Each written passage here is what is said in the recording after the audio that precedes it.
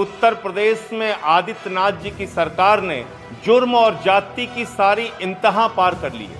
नफरत, दुर्भावना और प्रतिशोध की राजनीति में उत्तर प्रदेश की सरकार जल रही है। ये आज आप सुनकर पूरी घटना को सच्चाई जान जाएं। और ये बातें मैं क्यों कह रहा हूं, आपको याद होगा विकरू कांड जिसके बाद कई इनकाउंटर हुए थे। उसमें एक इनकाउंटर हुआ था अमर दुबे का। अमर दुबे के इनकाउंटर के बाद उसकी पत्नी जो नाबालिग थी खुशी दुबे, उसको गिरफ्तार किया गया। उसकी गिरफ्तारी के बाद जब मामले ने मीडिया में तूल पकड़ा तो खुद वहां के एसएसपी जो थे, तत्कालीन एसएसपी महोदय, उन्होंने बयान दिया कि खुशी दुबे निर्दोष है और उसको छोड़ दिया जाएगा। पिछले 10 महीने से खुशी दुबे जेल में यातनाएं झेल रही है, खून की उल्टियां कर रही है, 2 बार बीमार होकर अस्पताल में भर्ती हो चुकी है। उसके गरीब माँ बाप गिड़गिड़ा रहे हैं, उसकी हत्या की आशंका जता रहे हैं, लेकिन आज तक उस खुशी दुबे को रिहा नहीं किया गया। उसके विरुद्ध हत्या का मुकदमा दर्ज कर दिया गया, उसके विरुद्ध विस्फोटक अधिनियम का मुकदमा दर्ज कर दिया गया, उसके विरुद्ध 17 धाराओं में मुकदमा दर्ज कर दिया गया,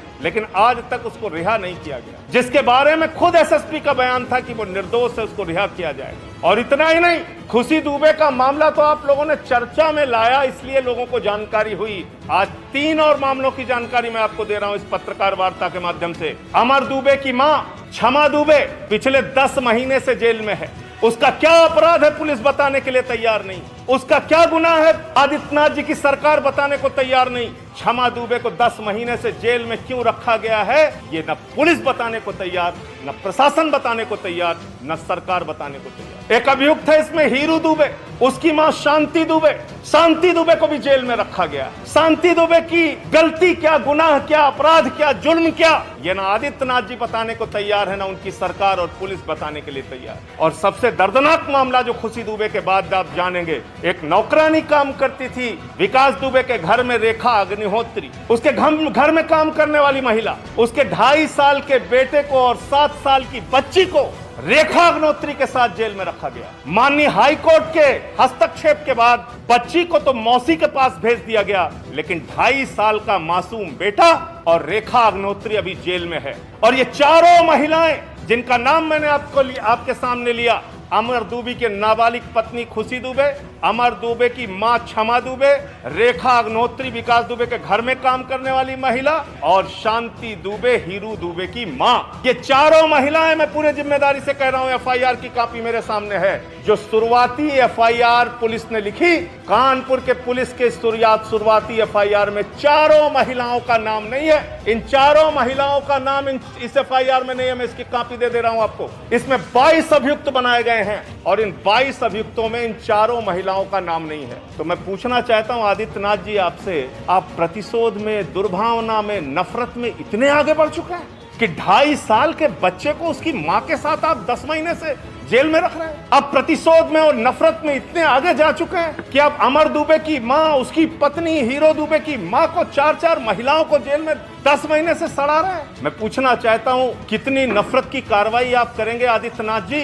कितने मुकदमे लोगों के ऊपर लिखकर आपके मन में शांति मिलेगी? क्या आप उत्तर प्रदेश में यातनाओं का, हिटलर का गैस चैम्बर बनाना चाहते हैं? ऐसी स्थिति उत्तर प्रदेश में लाना चाहते हैं? इन महिलाओं का क्या अपराध है, क्या दोष है जो पहली एफआईआर में चारों महिलाओं का नाम नहीं? ऐसी 4 महिलाओं को आप पिछले 10 महीने से जेल में सड़ा रहे हैं। उन पे हत्या का मुकदमा लगा दिया, उन पे विस्फोटक अधिनियम लगा दिया, उन पे तमाम 17 धाराएं लगा दी। अरे इस उत्तर प्रदेश में कोई कानून का राज, कोई संविधान, कोई नियम कुछ बचा है या नहीं बचा है? और इसीलिए मैंने महामहिम राज्यपाल महोदया को यह पत्र लिखा है और उनसे मांग की है, महामहिम राज्यपाल महोदय, आप भी एक महिला हैं और आप एक महिला के दर्द को भली भांति जानती हैं। कृपा करके हस्तक्षेप कीजिए इस मामले में और इन चारों महिलाओं के पूरे प्रकरण को देखते हुए नियम कानून का पालन करवाइए। आप संविधान के रक्षक हैं, आप पालन करवाइए। उत्तर प्रदेश में इन महिलाओं को रिहा कराइए, उस मासूम 2.5 साल के बेटे को रिहा कराइए।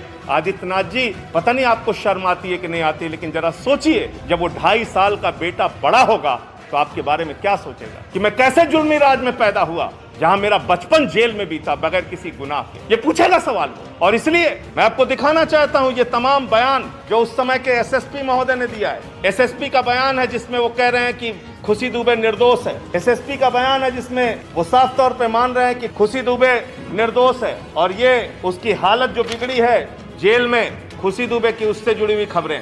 तो जब एसएसपी मान रहा है और मैं आपको दिखा रहा हूं कि क्या क्या बयान उस समय के आए थे, तो आपने जबरन क्यों जेल में रखा हुआ है? क्यों अपनी प्रतिशोध और नफरत की राजनीति में आप मुकदमे लिखने में मास्टर हैं, मैं जानता हूं। आपने 14 मुकदमे मेरे ऊपर लिख दिए, मेरे पार्टी का दफ्तर खाली करा दिया, और मुकदमे लिख लीजिए, हम लोग आपकी यातना बर्दाश्त कर लेंगे। आप लिख लीजिए सूर्य प्रताप सिंह पे मुकदमा, वो भी बर्दाश्त कर लेंगे। लेकिन 2.5 साल के बच्चे को तो जेल में मत रखिए, 2.5 साल के मासूम को तो जेल में मत रखिए। क्या सोचेंगे लोग आपके बारे में? कितने नफरत से आप सरकार चला रहे हैं उत्तर प्रदेश की। इससे बाहर आइए आदित्यनाथ जी, और मैं आपसे कहूंगा कि जब तक आम आदमी पार्टी का अस्तित्व है और जब तक हम लोग राजनीति में हैं, लोकतंत्र नियम से चलेगा, कानून से चलेगा, संविधान से चलेगा, तानाशाही से नहीं चलेगा। उत्तर प्रदेश में हम हिटलर का गैस चैम्बर नहीं बनने देंगे।